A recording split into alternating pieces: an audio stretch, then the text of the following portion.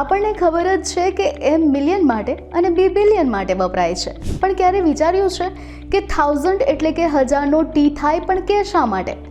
આપણને દેશ, દુનિયા અને ઇતિહાસ સંબંધિત ઘણી માહિતીઓ તો હશે જ, પણ તેમાંથી અમુક આપણને ખબર જ નહીં હોય. અમુક એવા પ્રશ્નો હશે કે જેનો લગભગ કોઈ જવાબ જ નથી, બરાબર ને? પણ શું તમને આ હજારને બદલે કે કેમ વપરાય છે તેના વિશે જાણો છો?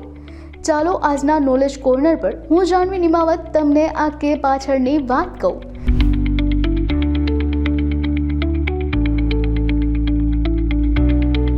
હજાર માટે કે અક્ષરનો ઉપયોગ વિદેશી સંસ્કૃતિમાંથી આવ્યો છે.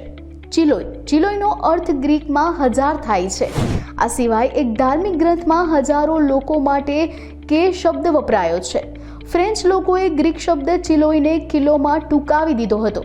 તે પછી કિલોમીટર, કિલોગ્રામ વગેરેનો અંદાજ કાઢવામાં આવ્યો.